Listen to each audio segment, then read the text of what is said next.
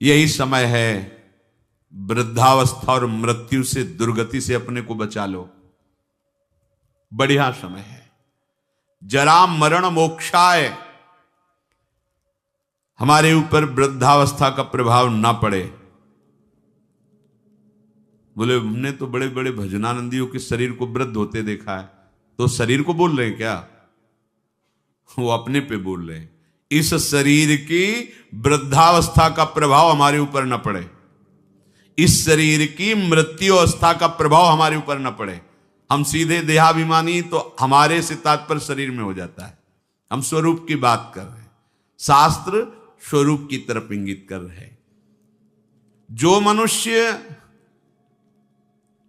मेरा आश्रय लेकर के मेरी प्राप्ति के लिए बताए गए सिद्धांतों के अनुसार प्रयत्न करता है, उसके उस प्रयत्न को देख करके हम उसको ब्रह्म स्थिति प्रदान कर देते हैं। प्रयत्न से नहीं मिला, पर प्रयास देख करके। जैसे यशोदा मैया लाला जी को बांधना चाहती है, भागी बांधने के लिए। अब लाला दौड़ रहे हैं, मैया पकड़ने की चेष्टा करती, प्रभु पीछे मुड़ मुड़ के देख रहे हैं, मैया के माथे पे पसीना आ गया, श्रमित हो रही, पर वो प्रयत्न नहीं छोड़ रहे। प्रभु स्वयं अपने को बंधा दिया। बस ऐसा ही करते हैं। जब उपासक हार नहीं मानता, हर कष्ट सहता है, किसी प्रलोभन में रुकता भी नहीं है, प्रयत्नशील रहता है भगवत प्राप्ति के लिए, तो प्रभु उसके प्रयत्न को देखकर द्रवित हो जाते हैं और अपने आप को प्रकाशित कर देते हैं।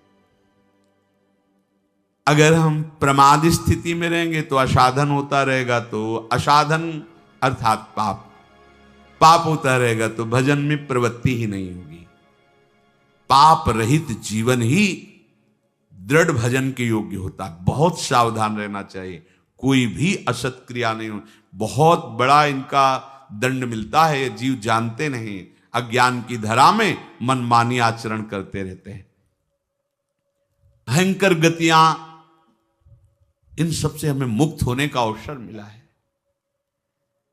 जो मेरा आश्रय लेकर के मेरे द्वारा बताए हुए सिद्धांतों का, प्रभु ही संत रूप में, गुरुदेव के रूप में, शास्त्र के रूप में, ब्रह्म ऋषियों के रूप में हमें मार्ग बताते हैं, हम प्रयास करें, पूर्णता उनकी तरफ से हो। हम शरणागति का प्रयास कर रहे हैं, पूर्णता उनके हाथ में है। हम उनकी प्राप्ति का प्रयास कर रहे हैं, ये उनके हाथ की बात है। कब कैसे हमें मिलेंगे, कौन सी स्थिति देंगे, ये उनके ऊपर की बात। हमें उसका चिंतन नहीं करना, हमें ये चिंतन करना है कि आराध्य देव के सिवा और कुछ चिंतन ना होने पावे। उस ब्रह्म को, संपूर्ण अध्यात्म को और संपूर्ण कर्म को वो जान जाते हैं। जरा मरण मोक्षाय मामाश्रित यतन्तिते, ये वृद्धावस्था और ये मरण अवस्था, जीते जी मुक्ति प्राप्त करने के लिए मानव देह मिला है। अगर आप प्रयासरत रहे, जीवन में अनुभव आपको नहीं हुआ और कभी भगवद आश्रय छोड़कर आप इधर उधर भटके नहीं, तो आपका शरीर पूरा होते होते भगवान अनुभव करा देंगे। पीछे ऐसा वर्णन किया है स्वयं प्रभु ने कि उस समय मैं स्वयं आकर स्मृति रूप से उसके हृदय में जागृत हो जाता हूं, क्योंकि जीवन भर लड़खड़ाते हुए ही सही पर हमारी तरफ चलने का इसने प्रयास किया है। पर हमने महापुरुषों के मुख से सुना है कि जो उपासक बाल्यावस्था से ही भगवान के मार्ग में लगे हैं, उनको इस बात पर नहीं संतोष कर लेना चाहिए कि मरने के बाद भगवान मिलेंगे। नहीं, जीते जी अनुभव करना है। शरीर छूटने के पहले ही हमें शरीर छोड़कर वो स्थिति प्राप्त करनी है जो भागवती की स्थिति है, बिल्कुल सच्ची। ये शरीर ऐसे ही अनुभव होने लगता है जैसे कोट, शर्ट, बनियान। स्थूल शरीर कोट, सूक्ष्म शरीर शर्ट, कारण शरीर बनियान, लेकिन पहनने वाला अलग है। पहनने वाला न कोट है, न शर्ट है, न बनियाइन है, बिल्कुल अलग प्रतीत होने लगता है। अपना स्वरूप अपने आप से अनुभव में आता है, किसी इंद्रियों के द्वारा नहीं, किसी करण के द्वारा नहीं। अपने स्वरूप का अनुभव अपने स्वरूप से ही होता है, अपने से ही अपने का अनुभव होता है, इसमें किसी अन्य का सहयोग नहीं है। फिर ये साधना क्यों है? क्योंकि ये पवित्र हो जाएं। ये पवित्र हो जाएंगे तो अपने स्वरूप में लय हो जाएंगे, शांत हो जाएंगे।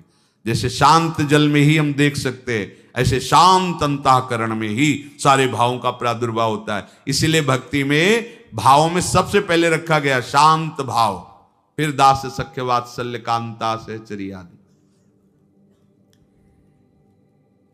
शरीर की मृत्यु के पहले ही शरीर का राग नष्ट हो जाए,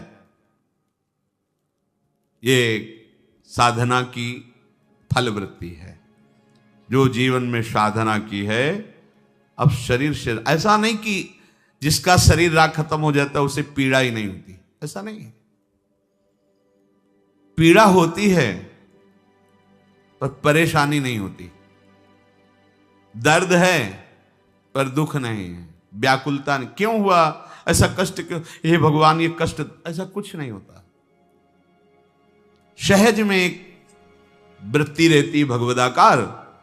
अब यहां किसी ने पीटा तो दर्द होगा, क्यों पीटा, ये ठीक हो जाए, कोई वृत्ति ऐसी नहीं आएगी। जो शरीर में हो रहा है, सर्दी लग रही तो अगेंद्री में महसूस है कि हाँ सर्दी है, प्रारब्ध तो वस्त्र मिल गया ओढ़ लिया, नहीं मिला कोई आकांक्षा नहीं।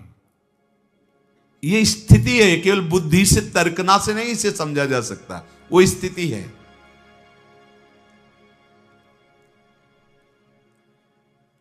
तात्पर्य यह हुआ कि इस मनुष्य शरीर से वृद्धावस्था आने के पहले और मृत्यु अवस्था आने के पहले भगवत प्राप्ति कर लो।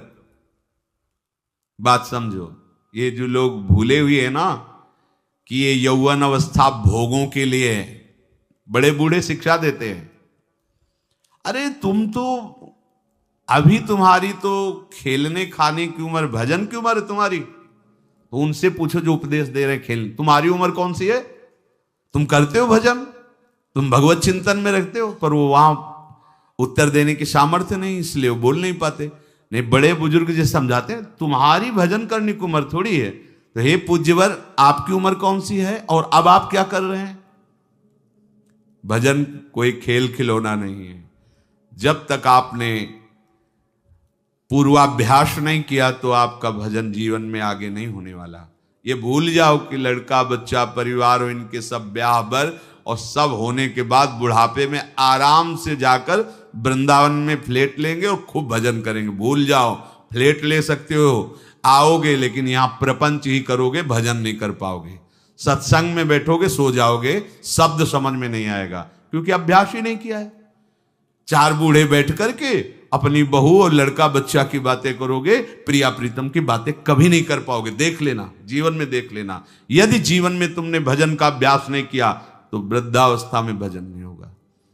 वृद्धावस्था आने के पहले, मृत्यु अवस्था आने के पहले, चलो वृद्धावस्था का तो समय हमें पता है कि शरीर की वृद्धावस्था लगभग इतने वर्ष बाद आ जाएगी, लेकिन मृत्यु अवस्था तो एक सेकंड के बाद भी आ सकती है। इसलिए हमारा ये जो वर्तमान समय चल रहा है, ये भगवदाकार वृत्ति से युक्त होना चाहिए। वृद्धावस्था के आने के पहले भगवत प्राप्ति कर ले, ये बात तो समझ में आ जाती है कि 60, 70, 75, 80 इसी को वृद्धावस्था कहते हैं। आजकल तो 60, 70 में राधे श्याम हो जाता है। अब तो जवाने नहीं समझ में आते कि जवान कौन है भाई, कैसे समझ में आएंगे जवान? 15-16 की अवस्था है। आप अभी सुने थे प्रश्न उत्तर में, एक ने कहा हमें बहुत निगेटिव विचार आते हैं। तो भैया ये तो पाप का लक्षण है। आप पाप कर्मों से अपनी वृत्ति को हटाइए, नहीं तो नकारात्मक सोच आपको नष्ट कर देगी। क्या करते हो तुम? उनका 5 बार हस्त मैथुन नियम से रोज करता हूं। अब आप विचार करो, इस विषय पर ना तो कहीं चर्चा होती है और ना कहीं कहा जाता है। छोटे छोटे बच्चे ऐसी निकृष्ट आदत को प्राप्त हो गए, अब ये जवान होंगे, अब इनमें भगवदानंद की आकांक्षा जागृत होगी, ये कहीं सतमार्ग जान पाएंगे? कदापि नहीं। जीवन ही नष्ट कर दिया।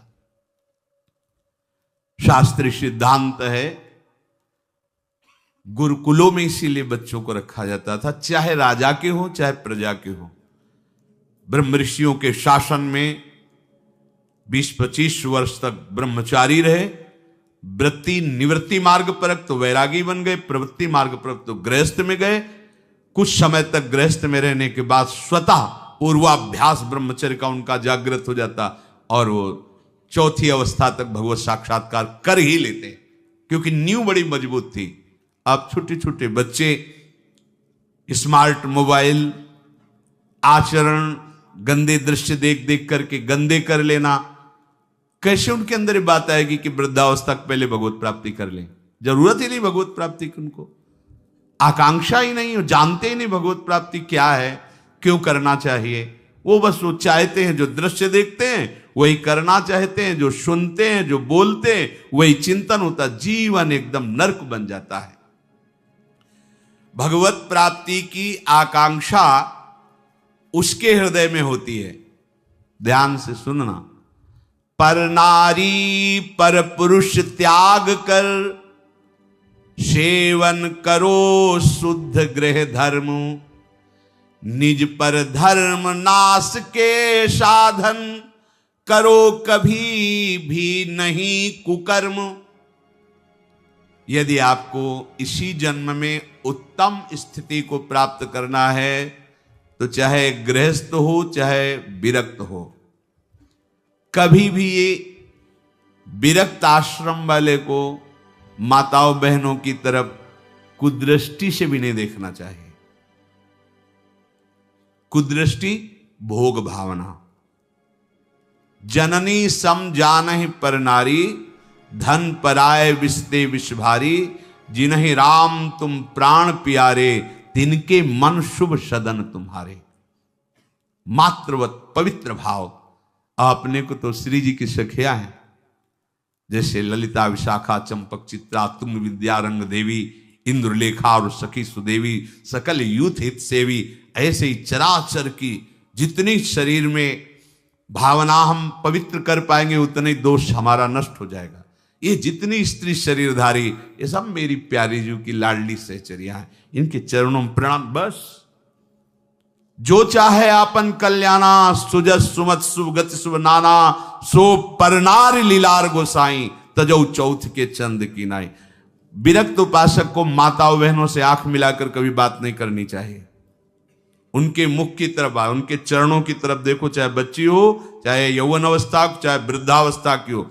विरक्त साधक को कभी एकांत में माताओं बहनों से संभाषण नहीं करना चाहिए। बीच में किसी को डाल और दूसरा साधक हो खड़ा हो जाए, नहीं बाहर निकलो। बाहर अगर बात ही करनी है तो मैदान में करो खड़े होकर के। और क्या बात करनी है?